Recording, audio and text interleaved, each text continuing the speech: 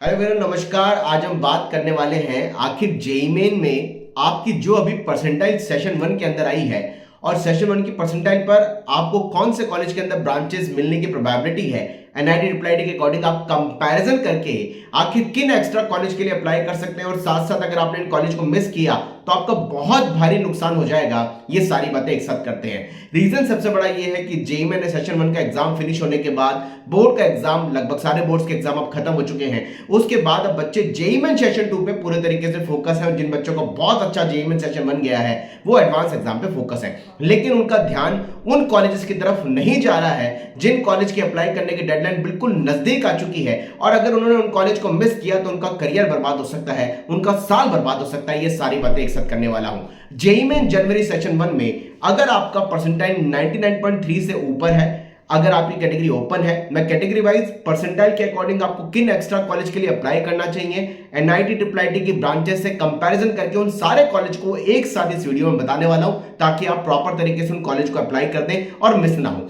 General category में अगर आपका परसेंटाइल 99.3 से ऊपर है, ओबीसी में 98.6 से ऊपर है, ईडब्ल्यूएस में 98.8, ईडब्ल्यूएस के अलावा एससी एसटी कैटेगरी अगर है 97 परसेंटाइल से अगर आपका ऊपर है तो केवल आपको ट्रिपल आईटी हैदराबाद के यूजी प्रोग्राम के लिए और बिट्स पिलाने के लिए अप्लाई करना चाहिए। अगर कैटेगरी जनरल है 97 परसेंटाइल से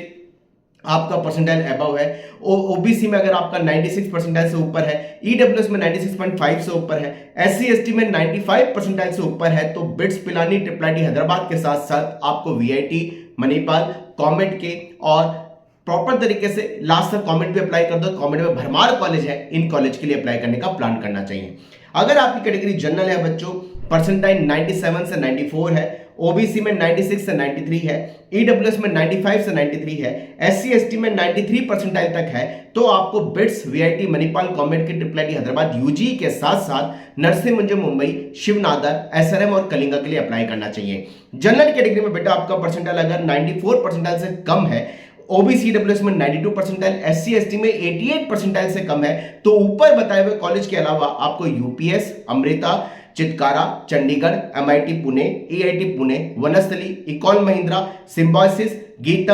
गीतम के अलावा DIT Dehradun,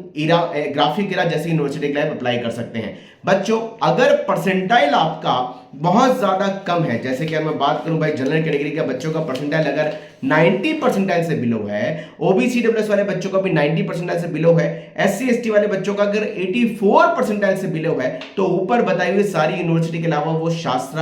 Sharda university, बैनेट university, मानव रचना, पीडीपीयू और स्टेट के इंजीनियरिंग कॉलेज के लिए अप्लाई कर सकते हैं। देखिए ज्यादातर कॉलेज की अप्लाई करने की डेडलाइन बिल्कुल नजदीक आ चुकी है। कुछ कॉलेज की अप्लाई करने की डेडलाइन 16 मार्च पहले थी जिसको बढ़ा करके 21 मार्च तक कर दिया गया, जैसे कॉमेट के, बिट्स, और ज्यादातर कॉलेज की अप्लाई करने की डेडलाइन 25 मार्च तक है।